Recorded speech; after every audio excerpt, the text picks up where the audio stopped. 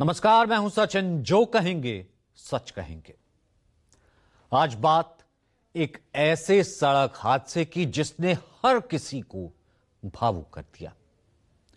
दिल्ली में एक रईसजादे ने बाइक सवार को टक्कर मारी, जिसमें 23 साल के लड़के की मौत हो गई। कार नाबालिग चला रहा था, जिसे पुलिस ने जुवेनाइल जस्टिस बोर्ड के सामने पेश किया और फिर उसे 7 दिन के अंदर बेल मिल गई। इस पूरे घटनाक्रम ने एक मां को अंदर तक तोड़ दिया।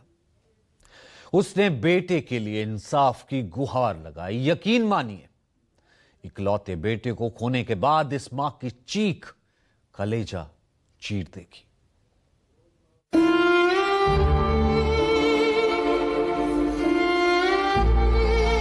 2 दिन पहले अपनी डेथ से रात को मेरे कमरे में आके अपनी नानी से बोल रहा था, नानी मैं कोई बच्चा हूं, अब मैं क्या छोटा हूं, मम्मी तो चाहते मैं घर में बैठा रहूं।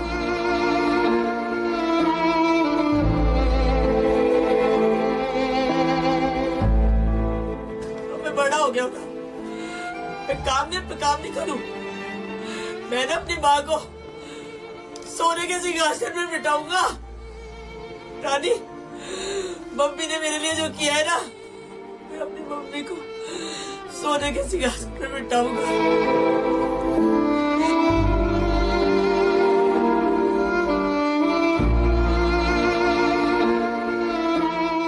I never thought of this. I will share my sights. मेरा बच्चा, मेरा इनोसेंट बच्चा। I never thought it. I will be giving any interview like this with my child ever. He wanted to be popular with his good acts. Make me proud. गम, गुस्सा और सवाल, जवान बेटे के लिए ये एक मां का दर्द है, जिसके हाथ से रेत की तरह फिसल गया।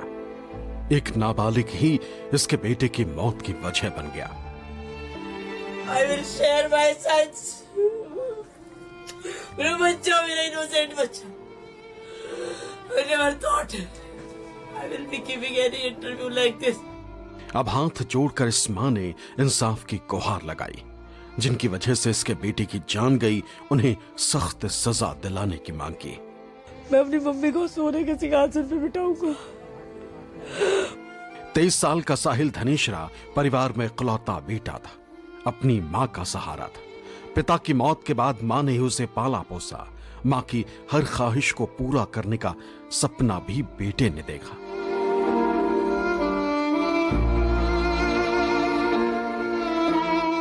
मुझे ये बिहाइंड बार्स चाहिए, ये फैमिली। इस मां पर दुखों के पहाड़ टूटने की पूरी दास्तान आपको सिलसिलेवार ढंग से बताते। 3 फरवरी 2026, 11:50, सेक्टर 11, द्वारका, दिल्ली। दिल्ली के द्वारका इलाके के सेक्टर 11 में एक सड़क हादसा हुआ। लाल बहादुर शास्त्री कॉलेज के पास ब्लैक कलर की स्कॉर्पियो कार ने बाइक को टक्कर मारी। बाइक पर 23 साल का साहिल सवार था। टक्कर इतनी जोरदार थी कि साहिल धनेश्रा की मौके पर ही मौत हो गई। मुझे कॉल आई ना, मैंने बताया ना आपको, 1:19 पे पुलिस वालों की कॉल आई। उन्होंने मुझसे पूछा कि ये नंबर किसका है। तो मैंने उनसे पूछा, आप बताइए क्या बात है। मैं खाना खा रही थी, तो उन्होंने बोला कि यहाँ पे एक R1 500 बाइक मिली है और ऑन द स्पॉट लड़का डेड मिला है। मैंने उनसे हुलिया पूछा बच्चे का कि बच्चा कैसा है देखने में। तो उन्होंने बोला पतला है, गोरा है। बस मैं अपनी गाड़ी उठा के भागी हूँ। मैं वहां पहुंची तो मैंने देखा मेरा बच्चा बहुत बुरी हालत में पड़ा था। एम्बुलेंस खड़ी थी, पर बच्चा मेरा रोड पे था। सोचिए, जब एक मां को उसके जवान बेटे की मौत की खबर मिली, तब उसके दिल पर क्या गुजरी होगी। हालांकि इना मां का ईश्वर से यही दुआ कर रही थी कि उसका बेटा सही सलामत हो, लेकिन ऐसा नहीं हो सका। स्कॉर्पियो सवार ने पहले बाइक और फिर कुछ दूरी पर खड़ी एक कैब को भी जबरदस्त टक्कर मारी, जिससे कैब ड्राइवर भी गंभीर रूप से घायल हो गया। कार की रफ्तार कितनी तेज थी, इसका अंदाजा इस वीडियो से लगा लीजिए। जिस स्कॉर्पियो कार ने 23 साल के साहिल धनेश्रा को टक्कर मारी, ये वीडियो उसी कार के अंदर का है।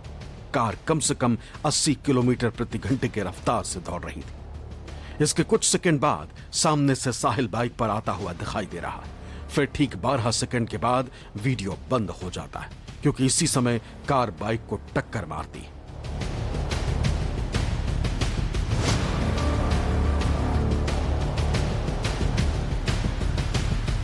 माँ इंसाफ की गुहार लगा रही है। लगभग इतना दिन बीत जाने के बाद भी सिर्फ आंसू हैं और सिर्फ यही कह रही है कि जो गाड़ी नाबालिग जिसने इस एक्सीडेंट को किया चला रहा था वो बेल पर बाहर है। ये वो स्कॉर्पियो कार है जिस स्कॉर्पियो को वो नाबालिग अपनी बहन के साथ चला रहा था और एक जो वीडियो जो बनाया जा रहा था, जो रील के लिए कहा जा रहा आरोप है कि रील बनाई जा रही थी, इसी से सामने से ये जो सामने का फ्रंट आप देख रहे हैं उसकी कंडीशन को देख के अंदाजा लगाइए कि कितना जोरदार ये टक्कर मारी है और किस तरीके का हादसा रहा होगा कि साहिल सामने से वीडियो में दिख रहा है आते हुए हल्का सा और उसके दौरान उसकी टक्कर लगती है और कहा जाए कि वो सड़क पर ही गिरता है और उसकी मौके पर ही मौत हो जाती है।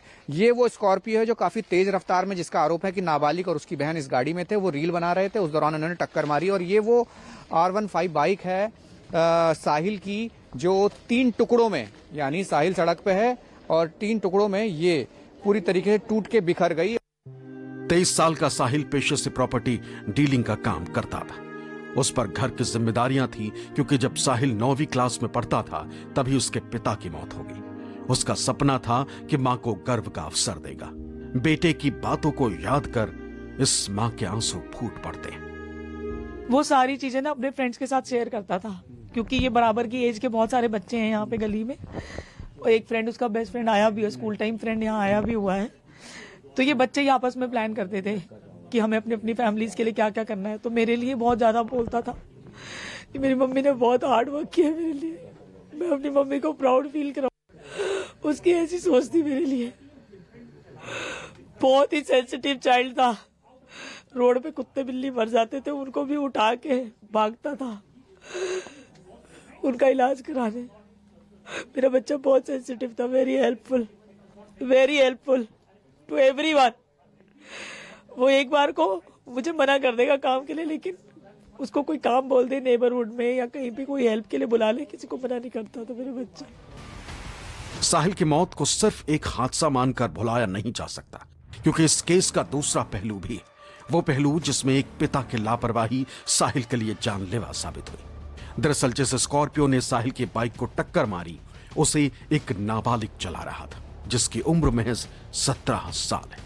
जिस वक्त कार ने बाइक को टक्कर मारी, उस समय कार में नाबालिग की बड़ी बहन भी सवार थी। ड्राइविंग के दौरान वीडियो बनाया जा रहा था। नाबालिग को उसके पिता ने कार क्यों चलाने दी? बालिग बहन ने नाबालिग भाई को रोका क्यों नहीं? क्या वीडियो बनाने की वजह से कार की टक्कर हुई? पुलिस ने पहले आरोपी को बालिग क्यों बताया?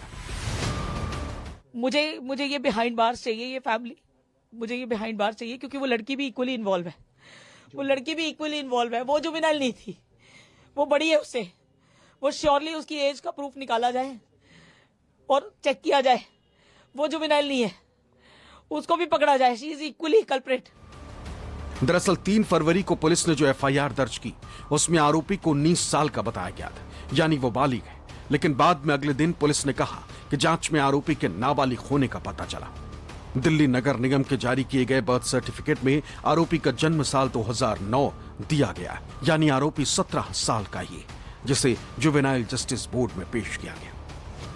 3 फरवरी को यह इंसिडेंट हुआ है। 11:57 पे PCR कॉल आई है द्वारका साउथ पुलिस स्टेशन में। इमीडिएटली वहां पे PCR वैन पहुंचती है, पुलिस स्टेशन का स्टाफ पहुंचता है। ACP द्वारका किशोर खुद वहां पर जाते हैं मौके पर, जहां पर एक बाइक थी जिसका एक्सीडेंट हुआ था स्कॉर्पियो व्हीकल से, और साथ साथ एक स्कॉर्पियो ने एक टैक्सी थी उसको भी हिट किया था।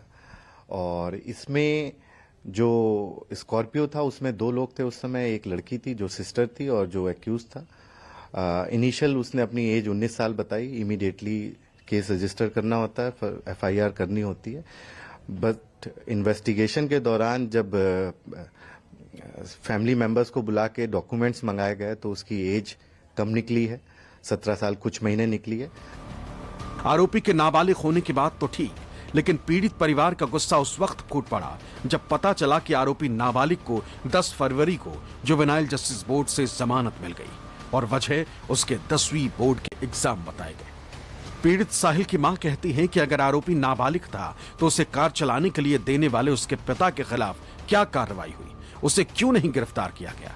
क्या पिता नाबालिग बेटे को कार देने के लिए गुनहगार नहीं है? सबसे पहले अभी तक जो लॉ है, अगर मुझे ये लॉ की भी दुहाई दी जा रही है तो लॉ ये भी है कि इन केस ऑफ माइनर या जुवेनाइल जिसके नाम पे गाड़ी है उसको अरेस्ट किया जाना चाहिए। तो दिस इज ऑल्सो लॉ। ये कहां लागू हुआ है फिर अभी तक? उसका बाप कहां है? उसका बाप अभी तक कहां है? वो अभी तक क्यों नहीं पकड़ा गया? 3 तारीख से आज क्या तारीख हो रही है? आज तक कहां है उसका बाप? अगर मुझे जुवेनाइल के लिए लॉ समझाया जा रहा है तो उसके बाप के लिए लॉ कहां है? वो पॉइंट कहां है? अभी उसकी अरेस्टेशन कहां है? Why can't I see him behind bars? Father को भी हम इसमें चार्जशीट कर रहे हैं।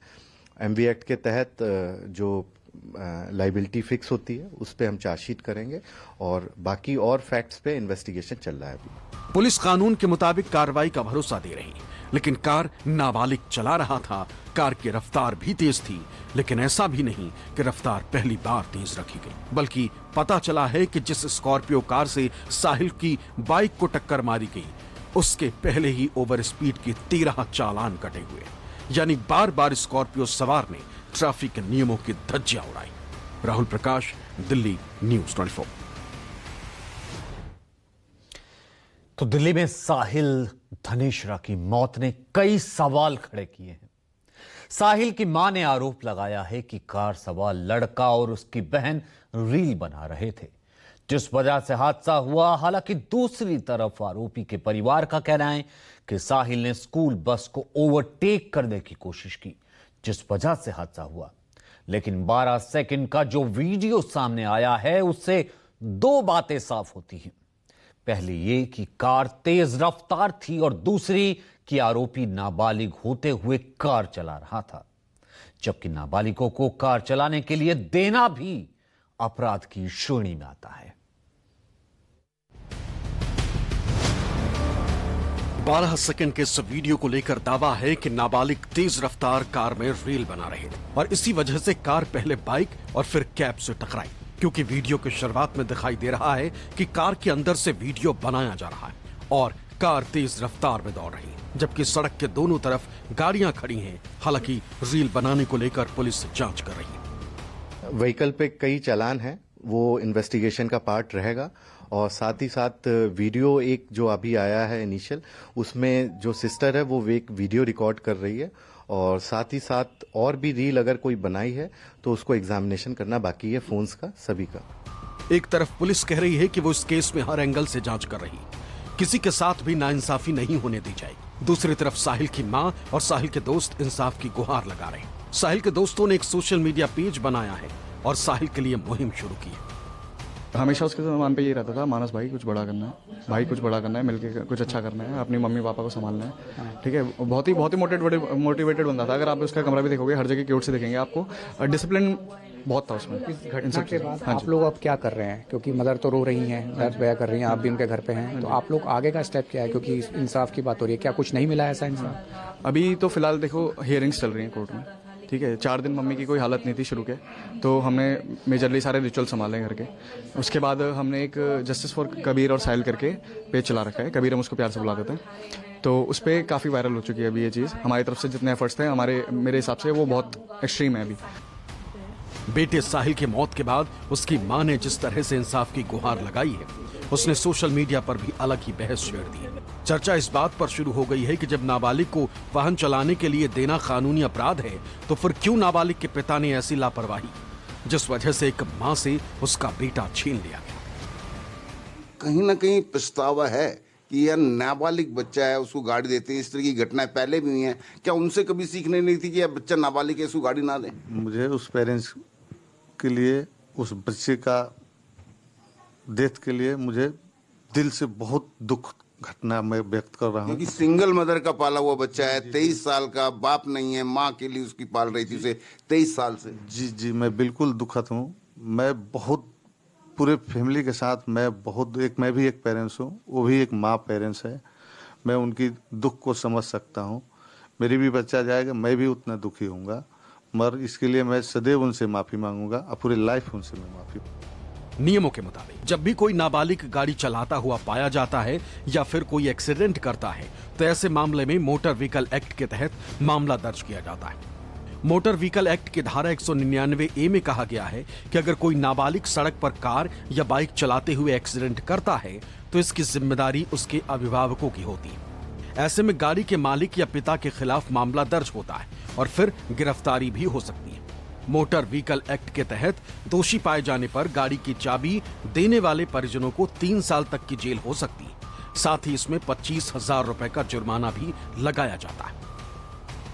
जो माइनर्स 18 साल से कम का व्यक्ति, चाहे वो मेल हो या फीमेल हो, वो अगर ड्राइव कर रहा है तो उस तरह के केसेस सामने आ रहे थे तो उसको भी एक प्रोविजन बनाया गया, क्रिमिनल लाइबिलिटी की गई पेरेंट्स की या गार्जियन की अगर इस तरीके का। और मजे की बात यह है कि इसमें जो लॉ है वो कहता है ऑटोमेटिकली एक्सीडेंट, चाहे आप पेरेंट्स के नॉलेज में हो या नॉलेज में ना हो कि बच्चा चला रहा है गाड़ी, तब भी ऑटोमेटिकली एक तो वो एक्यूज बन जाते हैं। इस नियम का दूसरा पहलू भी है। भले ही कानून में 3 साल तक की सजा का प्रावधान हो, लेकिन ऐसे ज्यादातर मामलों में गिरफ्तारी काफी कम देखी जाती है। इसकी वजह कानून में छोटे लूप होल है। ऐसे मामलों में परिजन अपने वकील के जरिए ये साबित कर देते हैं कि उनकी जानकारी के बिना नाबालिग गाड़ी लेकर चला गया था। ऐसे में वो सजा से बच जाते हैं। इसलिए ऐसे केस में ज्यादातर जुर्माना लगाया जाता है। कानूनी तौर पर आगे चलकर भले ही आरोपी नाबालिग और उसके पिता को राहत मिल जाए, लेकिन एक पिता की लापरवाही की वजह से साहिल की मौत हुई। क्या साहिल को वापस लौटाया जा सकता है? नहीं। वैसे नाबालिग को गाड़ी देकर न सिर्फ दूसरों की जान को जोखिम में डाला जाता है, बल्कि खुद नाबालिग भी अपनी जान भी जोखिम में डालते हैं। 2023 की रिपोर्ट के मुताबिक साल 2023 में कुल 2,537 नाबालिग ड्राइवरों की ड्राइविंग के दौरान मौत हुई, यानी औसतन हर दिन 7 नाबालिग ड्राइविंग करते हुए मारे गए। इसी साल नाबालिगों की ड्राइविंग ने कई लोगों की जान ली, और ये सिर्फ दिल्ली तक सीमित नहीं, बल्कि देश के दूसरे हिस्सों से भी ऐसी खबरें आई। फरवरी 2026 में मुंबई के विद्या विहार में सड़क हादसा हुआ। इसमें कार सवार नाबालिग ने स्कूटी को टक्कर मारी। इस हादसे में पति की मौत हो गई, जबकि स्कूटी सवार पत्नी घायल हुई। फरवरी 2026 में ही बेंगलुरु ग्रामीण में हादसा हुआ। यहां तेज रफ्तार कार खड़े ट्रक में जा घुसी। इसमें 6 स्कूली छात्र समेत 7 लोगों की मौत हुई। अगस्त 2025 में रतलाम में नाबालिग कार सवार ने 2 साल के बच्चे को कुचल दिया था, जिसमें बच्चे की मौके पर ही मौत हो गई। इसके अलावा मई 2024 में पुणे पोश कार हादसे में नाबालिग ने शराब पीकर कार चलाई और बाइक सवार को टक्कर मारी। इसमें 2 इंजीनियर की मौत हुई। और अब दिल्ली में नाबालिग की वजह से 23 साल की युवक की जान चली गई, जिसकी मां इंसाफ के लिए गुहार लगा रही।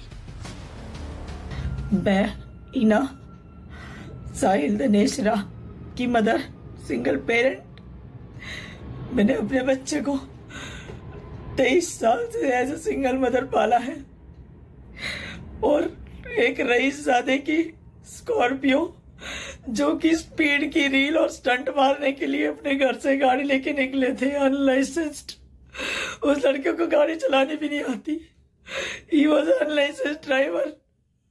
उसने 3 फरवरी को मेरे मासूम बच्चे को अपनी गाड़ी से ऑन द स्पॉट उड़ा दिया। मेरे बच्चे को उड़ा दिया उसने। I am a helpless mother alone. I request all media and people of Dwarka to come forward to help me, please. I request, I beg as a mother, please save your children. Please save your children and help me also. Please come forward. साहिल को इंसाफ सिर्फ उसके गुनहगारों को सजा देने से नहीं मिलेगा, बल्कि इस हादसे के बाद हर माँ बाप को सबक लेने की जरूरत है कि नाबालिग बच्चों को वाहन नहीं चलाने देंगे, ना ही चलाने के लिए वाहन देंगे। इससे न सिर्फ अपने बच्चों को सुरक्षित किया जा सकेगा, बल्कि सड़क हादसों को भी रोकने में मदद मिलेगी। दिल्ली से वरुण सिन्हा के साथ राहुल प्रकाश, न्यूज़ 24।